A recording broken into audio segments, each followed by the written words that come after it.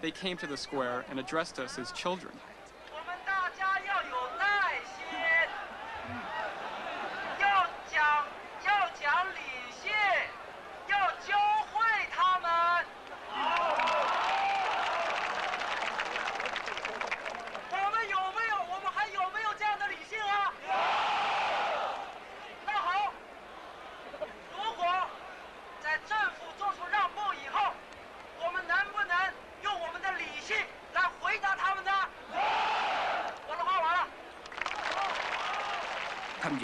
The message we got from them was this: you people have gone too far. You have to do this gradually.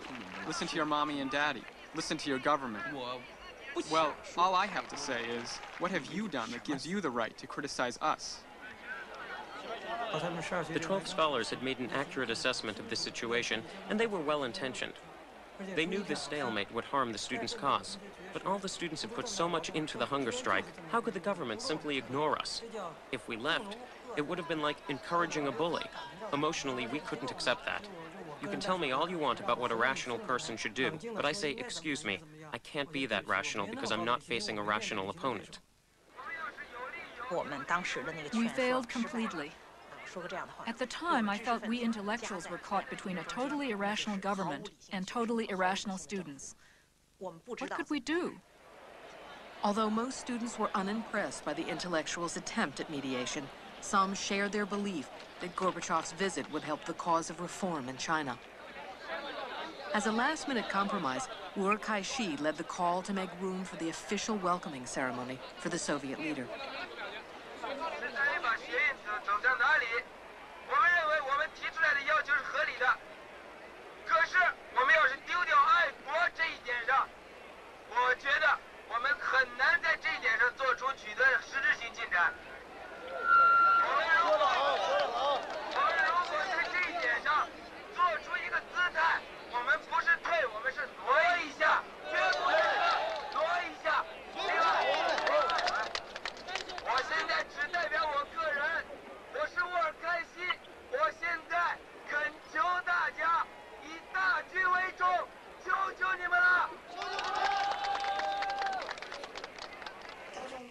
We really weren't willing. We decided not to move because, well, I'll quote the words of a foreign reporter. He said, "You are already on a hunger strike. What more can they ask of you?" On the night of the 14th, everybody was waiting for the clearing of the square. Everyone was restless. Why aren't they coming? Why aren't they coming? On the morning of the 15th, I phoned a friend. We both felt that the situation was very grim. If the government ignored the students on May 15th, they would be put in a very awkward position. What were they going to do? Stay on a hunger strike forever? If the government can simply stand by and watch while the students' lives slowly waste away like this, we will have to take even more drastic measures. We will set ourselves on fire. If the government is callous enough to see these children starve to death, then I will be the first to die.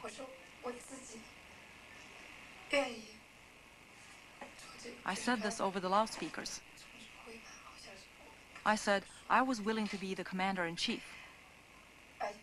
I don't remember my exact words.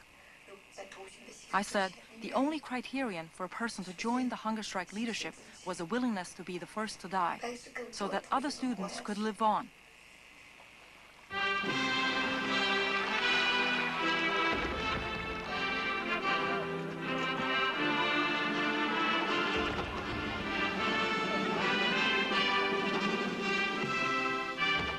The government chose to cancel the grand ceremony planned for Tiananmen Square. Gorbachev got only a quick welcome at the airport. The first visit to China by a Soviet head of state since 1959 had been upstaged by the students.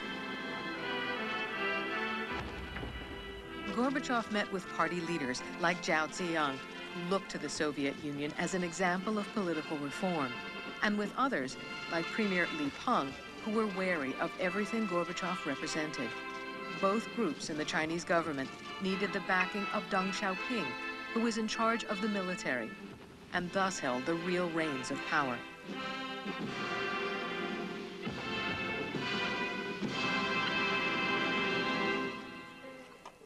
By now, the hunger strikers had been in the square for 2 days, and their numbers were increasing constantly. Still, there was no official response. As time dragged on, sympathy for the students and anger at the government grew. I couldn't even convince my own students to leave. The female students cried whenever I spoke to them.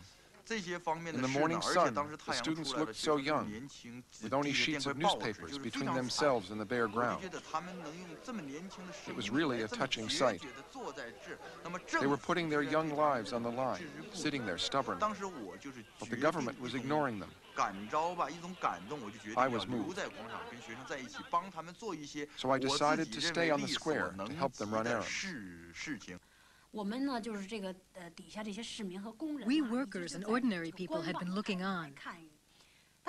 Then, when the students started the hunger strike, using their own lives to awaken the whole nation, people felt their responsibilities, and they rose up too.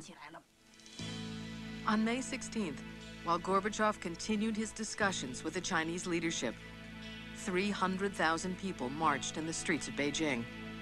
On the 17th, and again on the 18th, that number rose to 1 million people.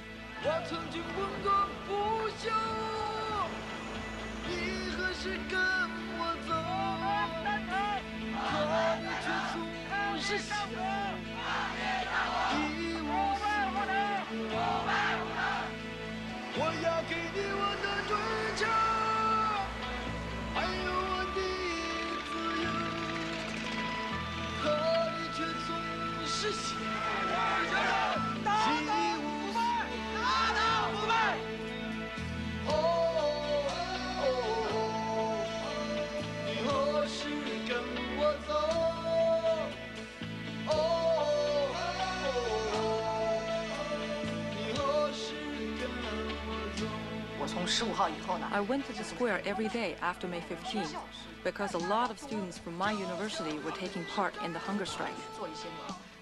I went there to help them with logistics and run errands. I also took part in the picket line to ensure that the ambulances could move freely. The students had been on a hunger strike for nearly a week. And still, the government paid no attention to them. We said, what bastards? Any son of a bitch would have acted better than Deng Xiaoping or Li Peng. Moderate government leaders tried to defuse the mounting crisis.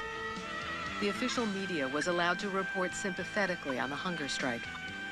Emergency medical teams were sent in to ensure the health of the hunger strikers. Actions like these suggested that the party line was shifting and nobody wanted to be left on the wrong side. Local party leaders and managers started permitting their workers to go to Tiananmen to show support for the students. Organized contingents started showing up carrying the banners of their workplaces. To participate now was beginning to look not only right, but safe.